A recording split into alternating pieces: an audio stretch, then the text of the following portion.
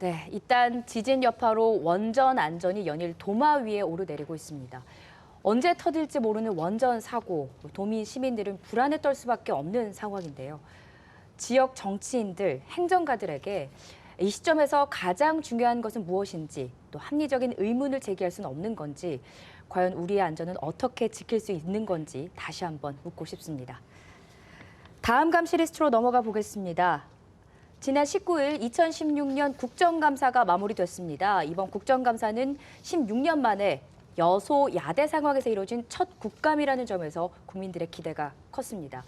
그러나 민생 국감, 정책 국감은 온데간데 없고 출발부터 시작된 여야의 갈등과 파행 속에 무엇 하나 속 시원하게 밝혀진 것 없이 막을 내렸습니다. 정부에 대한 날카로운 비판도 없었고 정책적 대안 제시도 부족했던, 그래서 알맹이 빠진 맹탕 국감이라는 평가들이 나오고 있는데요. 오늘은 이번 국감에서 경남 지역 국회의원들이 어떤 문제들을 제기했는지, 또 우리 지역 현안에 대해선 어떤 얘기들이 나왔는지 얘기 나눠보고 또 평가하는 시간을 갖겠습니다. 그래서 준비한 두 번째 감시 리스트는 20대 국회 첫 국정감사 평가 경남편입니다. 사실 매년 국감이 끝날 때마다 사상 최악의 국감이다라는 말은 늘 나왔었는데요. 이번에도 예외는 아니었습니다. 15대 국회 때부터 국감 감사를 해온 국정감사 NGO 모니터단이 이번 국감에 F라는 최하위 점수를 줬습니다. 작년 2015년 국감 때도 최악의 국감이라면서 준 점수가 D였는데요. 이번 국감 감사를 시작한 이후에 최악의 점수인 F가 나온 겁니다. 총평부터 듣고요. 얘기를 계속 이어가 보겠습니다. 이번 국감 어떻게 보셨나요? 20대 국회에서 큰일 하나 했네요. F학점 받는다고. 예. 사실 우리 국정감사를 지켜보면서 우리 국민들은 좀 변하고 있는데 국회는 오히려 뒤로 가는 거 아닌가 하는 생각을 해보고요. 제가 한 줄 평을 한번 해본다면 네. 혹시나로 시작해서 역시나로 끝난 국회다. 저는 이렇게 말씀드리고 싶습니다. 더불어서 여러 가지 지금 이슈가 많지 않습니까? 뭐 조선산업 위기, 그다음 원전 문제, 지진으로 새롭게 부각되고 있는 원전 문제, 전기 문제부터 해서 여러 가지 생활 이슈가 많았음에도 불구하고 이런 것도 다 묻히고 오로지 고성과 비아냥거림이 많이 망라되는 그런 질적으로도 되게 후진적인 그런 국정감사였다 생각이 듭니다. 네. 역대 최악, 사상 최악은 다 공감하는 걸 건데요. 한 줄 평으로 얘기하자면 꼭꼭 숨어라 머리카락 보일라. 최순실에 의한 이 국정감사였고요. 왜냐하면 최순실이라는 이 인물을 숨기기 위해서 여당이 국정감사 보이콧을 하셨고요. 그다음 여당 대표는 단식 투쟁을 불사하셨습니다. 성공했고요. 나름대로 이 숨기기 위한 것들을 성공하신 것 같고. 저는 이번 국감이 그러니까 짧게 얘기하면 이번 국감은 한편의 드라마다. 막장 드라마. 그러니까 보통 드라마를 볼 때 막장 드라마 시청률이 꽤 높아요. 근데 네. 저는 간혹 가다가 보면서 저희 부모님이 이렇게 드라마를 좀 어머니가 많이 보시거든요. 그래서 근데 욕을 하면서도 계속 보시더라고요. 그래서 이번 국감은 이런 막장 드라마가 아닌가 그런 생각이 듭니다. 네. 우리 여기 계신 두 의원님께 정말 궁금합니다. 왜냐하면 새누리당이고 더불어민주당이기 때문에 이번 국감을 통해서 서로의 당을 한번 평가를 해본다면 어떻게 될지 저는 정말 궁금하거든요. 어떻게 평가하십니까? 김주수 의원님. 예. 제가 좀 더 반론하시려고 아까 말씀드렸듯이 일단은 이번 국감은 질적 양적으로 모두 반쪽짜리였다고 말씀을 제가 서두에 드렸는데요. 특히 양적으로 반쪽짜리 국감이 된 그 책임이 저는 정확하게 새누리당에 있다고 생각합니다. 그 명분이 없는 당대표의 단식 투쟁, 그리고 국정감사를 어떻게 당론으로 거부하라고 얘기합니까? 그 말도 안 되는 그런 당론으로 양적인 측면에서 국감을 파행으로 몰고 갔고요. 더해서 이당저당 할 것 없이 막말을 하는 의원들은 되게 많았지만 그럼에도 불구하고 언론에 가장 크게 장식됐던 막말 퍼레이드의 대표적 주자들이 전부 새누리당 의원들이셨죠. 우리 한성교 의원님, 내가 그렇게 좋아? 거의 상임위 국감장에서 어떻게 그런 말씀을 하실 수 있는지, 그것도 반말로. 예. 그리고 우리 이은재 의원님, 우리 조희연 교육감님께 그 MS 오피스를 왜 MS에서 구매했냐고 이런 말도 안 되는 질문 이후에 거짓말하지 마라, 사퇴라고 막 소리 지르는 의원으로 이번에 꼽히시기도 하셨는데, 정말 20대 첫 국감이었고 그리고 박근혜 정부의 거의 실질적인 마지막 국감이었음에도 불구하고 그 파행을 일으키게 한 책임이 있다 이렇게 말씀드릴 수 있을 것 같습니다. 우리 김주수 의원님이 예측했듯이 반론 좀 제기하고 네. 하겠습니다. 사실은 왜 단식 농성했습니까? 한 나라의 장관을 의혹만으로 해임 건의를 한다는 것 자체는 난센스입니다. 제가 볼 때는. 이때까지 약 80여 차례 해임 건의가 있었는데 한 6건에 대한 해임 통과가 있었어요. 그중에서 모든 정책 실패 책임에 따른 해임 건의안이었습니다. 그런데 우리 김재수 장관은 좀 특별했죠. 9월 5일 날 취임한 장관을 9월 24일 날 해임하는 말도 안 되는 그런 넌센스 때문에 일어났다는 말씀을 드리고 싶고, 저는 누구를 지칭하기보다는 새누리당 소속 의원 어느 당 하나 정말 잘했다는 당이 없어요. 제가 볼 때는 결론적으로 말해서 새누리당이나 더불어민주당이나 또 캐스팅 보드 역할을 하라는 국민의당이나 모두 우리 국민들의 눈높이에는 맞지 않았다. 인사 얘기를 좀 하셨는데요. 짧게 얘기하겠습니다. 인사가 만사입니다. 심지어 동네 개조직에서도 그 우리 대장 잘 뽑아야 돼요. 그래야 개가 원활하게 돌아가거든요. 그만큼 인사가 만사인데 지금 박근혜 정부 때 계속 되어온 장관 인사에 있어서 많은 국민들이 지금 사실 불안해하고 있습니다. 예, 저는 그런 잘못된 인사, 지속적인 잘못된 인사에 대한 국민을 대표로 가 있는 국회의 경고가 바로 이번 김재수 장관 해임 건의 아니라고 생각을 하고요. 어쨌든 간에 의회 의결이었음에도 불구하고 그것을 빌미로 국정감사를 보이콧하는 역사상 처음 있는 일을 한 것은 잘못되었다는 말씀 다시 한번 드립니다. 네, 참 파행 국면 일주일 만에 가까스로 정상화는 됐었습니다. 하지만 각종 의혹과 정쟁만 난무했던 국감이었는데요. 여론의 문매를 피해갈 수는 없었습니다.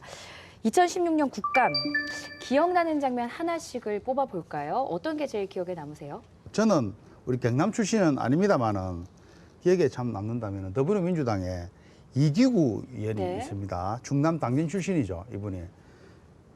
산업통상자원위원회 국정감사에서 우리 최동규 특허청장의 아들 취업 청탁 의혹을 주장했죠. 네, 네. 예, 그래가지고 5시간 만에 이를 번복하는 사과 내용을 했는데, 동명이인으로 밝혀져서. 그렇죠. 동명이인으로 밝혀져서 5시간 만에 사과를 헛다리를 했죠. 짚은 거죠. 예, 예. 예. 국회의원들이 얼마나 대충 감사를 하는가, 이런 모습들을 아마 느낄 수 있었을 것 같습니다. 네. 이기동 한국학중앙연구원장님 화장실이 급하다는 이유로 허가 없이 회의장 빠져나갔죠. 그리고 화장실 가서 비서에게 내가 안 하고 말지 새파랗게 젊은 것들에게 이런 수모를 당하고 말이야. 막 이러신 게 우리 더불어민주당 의원이 듣게 됐죠. 그래서 뭐 질책을 받고 또 와서 사과하고 이게 무슨 해프닝입니까? 예. 거기다가 우리 그 아드님 있으시죠? 우병우. 예, 우병우 아드님. 그 코너링이 좋았다고요? 운전병 발탁된 이유가 코너링이 좋았고 요철이 굉장히 스무스하게 잘 넘어갔다고 답변을 하셨어요. 그래서 야당에서는 야 이제 의경 지원자들은 밤새 운전하려면 코너링 연습해야 된다 이런 우스갯소리. 그러니까 정말로 한마디로 덤앤더머 코미디를 보는 그런 느낌이었습니다. 예. 다 비슷하네요. 그다음에 이제 뭐 하나 빠진 거 정운청 의원이 있는데요. 청년 10만 명 동남아시아나 캄보디아에 보냈으면 좋겠다. 한국에서 100만 원 벌면 거기서는 1000만 원 정도의 역할을 할 수 있는데라고 얘기를 하셨죠. 그러니까 이런 데는 청년 대표로서 저희 이 자리에 앉아 있는데 멘붕입니다.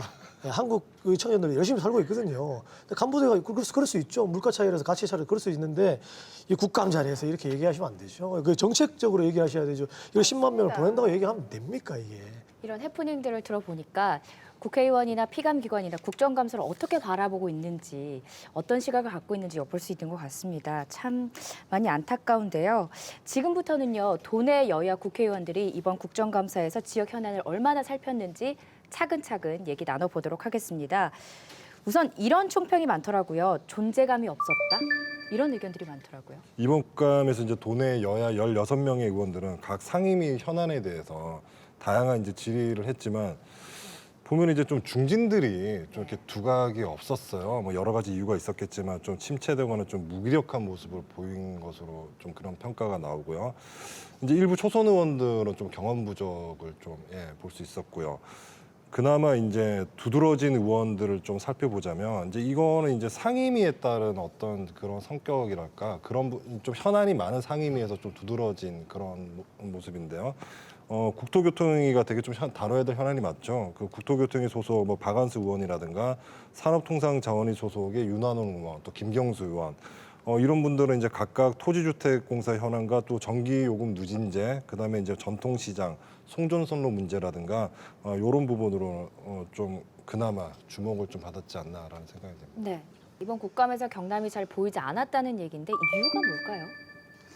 사실 우리 지역만 하더라도 조선해양산업위기 문제, 그다음에 지진 문제, 낙동강 녹조 문제, 크고 작은 해난들이 상당히 많이 있습니다. 이런 부분에 대해서는 거의 다뤄지지 않았는데 사실 우리 국회의원들 보고 우리 지역만 챙겨달라 이렇게 하는 것은 좀 무리가 있다고 봅니다. 하지만 국감을 통해서 어느 정도 또 전달되고 진단하고 개선할 기회도 활용해야 된다고 저는 보거든요. 기회가 될 수도 있죠. 예. 그래서 우리 의원들이 좀 더 이런 기회를 활용을 아주 잘했으면 좀 좋지 않았을까 하는 아쉬움이 많이 남는 그런 시간이었습니다. 네. 국정감사가 파행을 겪으면서 언론 자체가 그 정책적 이슈보다는 그 정치적 이슈, 뭐 예를 들면 우리 아까 얘기하셨던 최순실, 뭐 K스포츠, 미르재단, 그 우병우 수석, 뭐 이정현 대표는 단식을 왜 했노? 왜 중단의 이유는 뭐고? 왜 뭐 이런 여러 가지 이런 정치적 이슈보다는 정치적 이슈로 정책적 이슈를 덮은 이런 국감이었기 때문에 열심히 한 국회의원들도 잘 안 보였어요, 사실은. 그런 문제가 좀 있었을 거라고 보이고요. 아까 우리 기자님 말씀하신 대로 그럼에도 불구하고 사실 중진 의원들이 더 노련하게 잘 해주실 거라고 기대가 있었는데 잘 안 보이셨죠. 더 안 보이셨죠. 초선 의원들보다.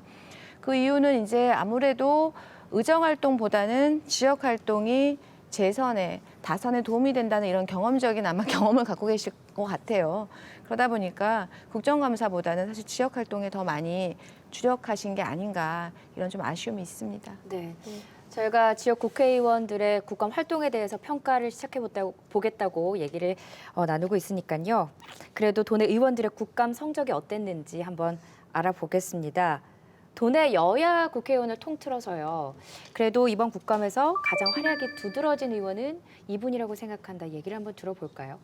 저는 더불어민주당의 김경수 의원이 가장 잘했다고 좀 생각을 하고, 왜냐하면 산업통상자원인데 국감자료 발표할 때 50건이 넘는 걸 발표를 좀 하셨고요. 그다음에 한국전력이 송변전선 피해 지역에 지원 특수사업 보상액 규모를 이제 조사했을 때 경남이 1위다라는 것도 밝혀주셨고, 그다음 외국인 투자 유치가 지금 서울에 비교해서 서울에 집중되어 있는데 경남이 좀 수치가 조금 떨어지는 것 같다. 그 2014년에는 1.9%였는데 2016년에 0.8% 감소했다. 이래 어떻게 하냐, 경남을 다시 언급을 좀 해주셨죠. 이런 것들을 보니까 김경수 의원이 기본 기조가 이런 것 같아요. 그러니까 경남에 관련된 것들에 대해서 피감기관이나 해당 관련 부처에다가 의견을 경남에서 요구하는 거죠. 경남이 어떻노라고. 이 상황을 잘 하기 때문에 경남을 잘 아울 수 있는 그런 정책 질의를 잘 하시지 않았나라고 저는 평가를 좀 하고 싶습니다. 네. 저도 우리 강기대 총장님 말씀대로 우리 김경수 의원이 야당에서 김경수 의원이 상당히 잘하셨다. 저는 이렇게 봅니다. 초선인데도 불구하고 네. 우리 산업단지 불법 매매 대책 이게 부실하게 대처한 내용이죠. 이런 부분을 볼 때는 우리 경남과 좀 어울리고 또 김경수의 초선 의원으로서 좀 열심히 하지 않았나 생각을 합니다. 그리고 우리 여당 의원들은 저희 뭐 지역구 국회의원입니다만은 사실 그 눈에 보이지는 않았지만 우리 도민들을 위해서 좀 열심히 한 부분이 농진청의 농기계 보급 사업 계획 부진에 대한 질책, 그 다음에 어떤 분 말씀하시는 거죠? 우리 이군현 국회의원 예. 말씀하는 겁니다. 네. 사실 이 우리 경상남도는 농업을 좀 많이 생산하는 지역이기 때문에 농진청의 농기계 보급 사업, 그 다음에 올해 가행 생산된 쌀 부분에 대해서 연내 시장 격리 주문을 이제 하셨죠. 그런 부분을 볼 때 우리 이군현 국회의원과 야당의 김경수 의원이 좀 열심히 하지 않았나 이런 저는 생각을 합니다. 네.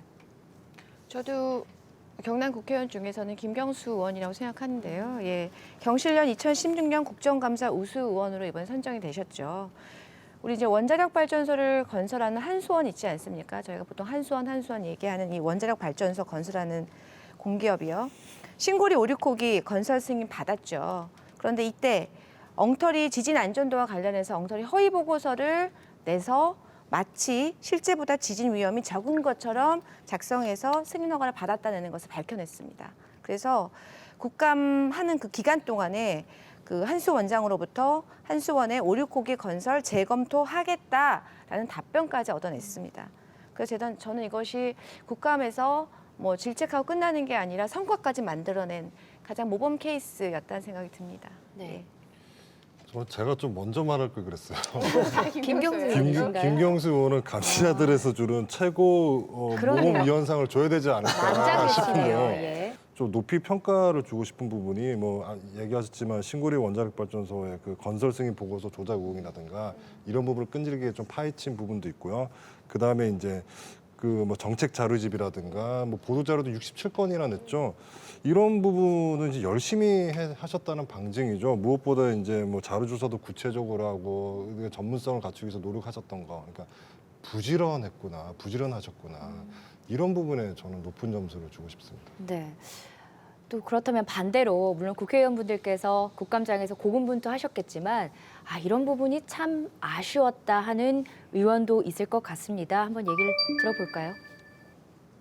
아쉬웠다고 얘기하면서 너무 당 얘기할 수가 없어서 저는 우리 당 의원을 제가 뽑아야 될 것 같아서 좀 경남 야권의 유일한 재선 의원이시죠. 우리 민홍철 의원님. 사실 아까도 얘기했지만 재선이기 때문에 경남에서 거는 기대가 훨씬 크죠. 그래서 뭐 열심히 하셨지만 기대에 좀 부응하지 못했다는 이런 측면 말씀드리고 싶은데요. 우리 민홍철 의원님은 국토회장이세요. 그래서 국토위인데 이제 평은 이렇습니다. 내부적으로는 컨텐츠는 굉장히 좋았다. 그런데 이것을 그 피감 기관별로 묶어가지고 이렇게 자료집을 만들어서 이렇게 배부를 하셨어요.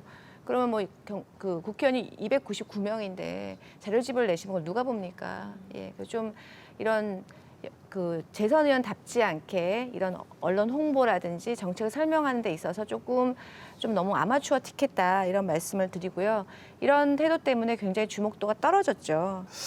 우리 김지수 의원님하고 좀 반복되는 이야기입니다만은 우리 민홍철 의원이 상당히 기대를 좀 많이 했었어요. 저도 재선 의원으로서 아니 새누리당 했는데 의원님 얘기하십시오.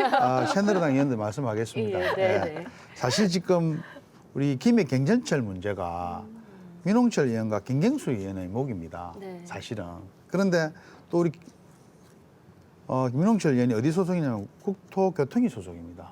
해당 부서 소속이에요. 그런데도 불구하고 지금 뭐 역시 경전철 MRG 문제로 열심히 동분서주하고 있는 것은 사실입니다. 사실이지만 뭐 직접적인 뭐 재정 건전성을 뭐 해치는 이런 부분이라든지 여러 가지 좋은 국정감사 때 좋은 카드를 사용할 수 있었음에도 불구하고 그 카드를 사용하지 못했다.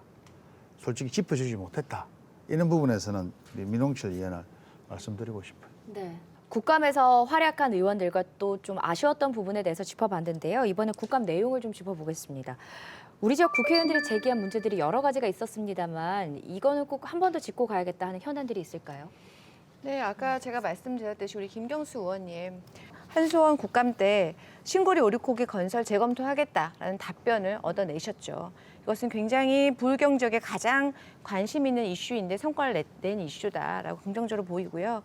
좀 아쉬웠던 걸로 보면요. 우리 박한수 의원님 엄청 떠들썩했죠. 며칠 전에요. 국토부가 마치 지리산댐을 실수댐으로 건설하는데 동의했다라고 보도자료를 내시지 않았습니까? 그런데 그게 내용을 알고 보니까 그날 국토부 장관이 박한수 의원님 질문에 약간 사실관계가 좀 왜곡되게 답변을 하시긴 하셨어요. 그렇지만 이어서 30분 있다가 민주당 민주당 황희 의원님 질문하셨을 때의 맞습니다.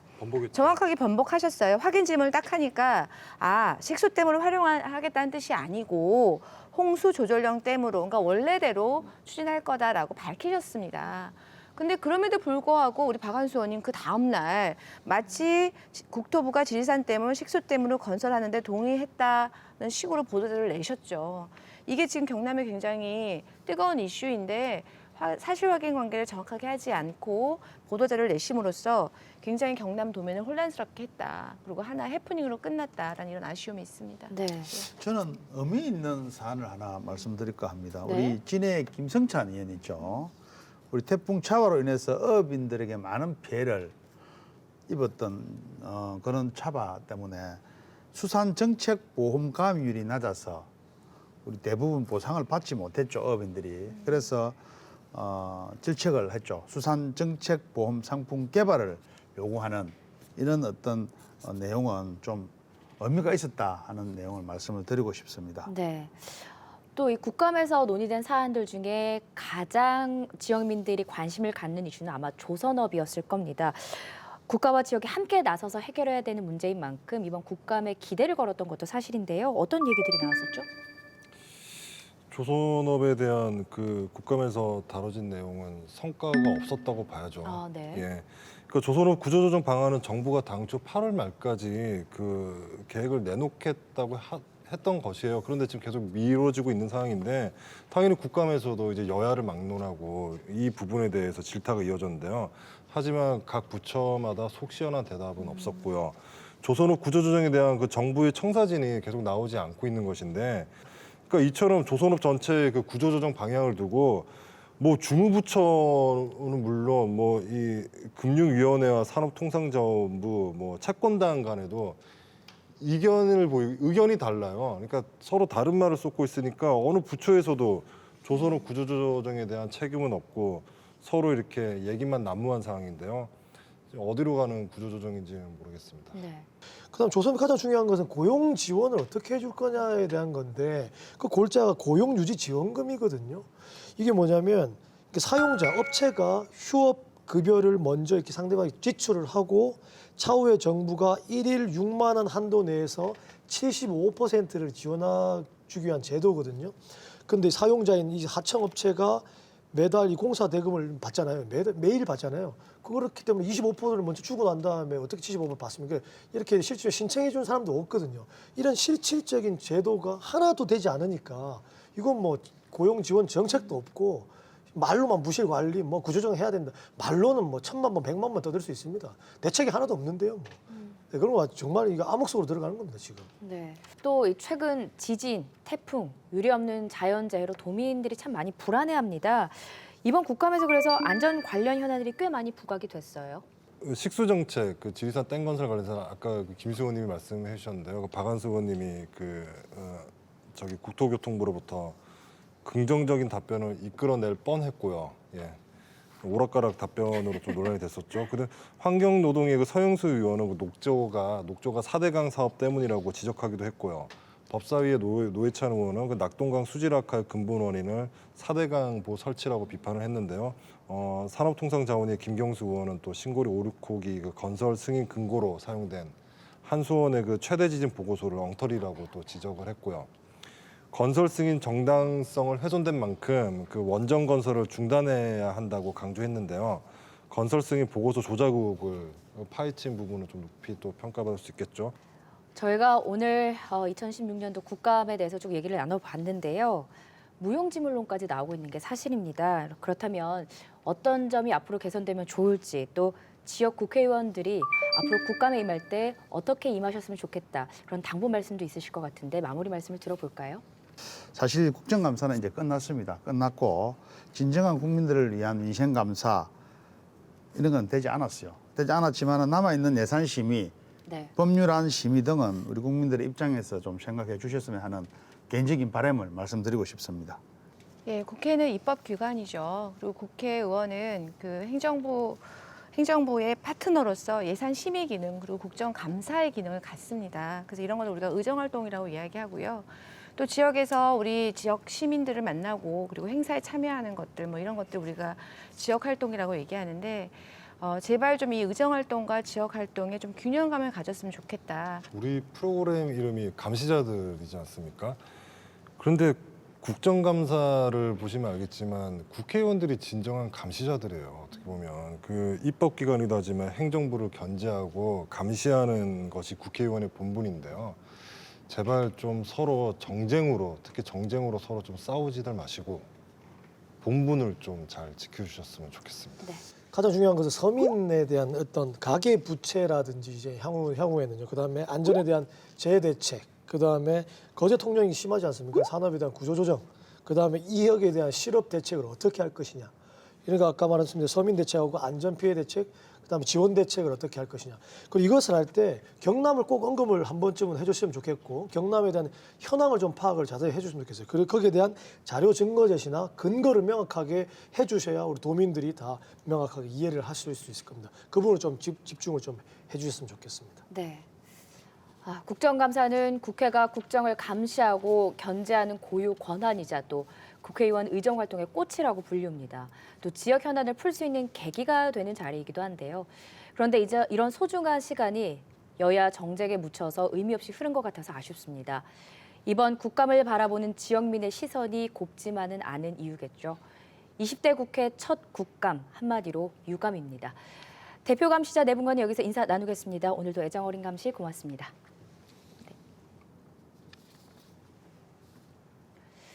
최근 거창에서 군수와 함께하는 청소년 토론회가 열렸습니다. 그런데 이 자리에서 보인 거창 군수의 태도가 빈축을 사고 있습니다.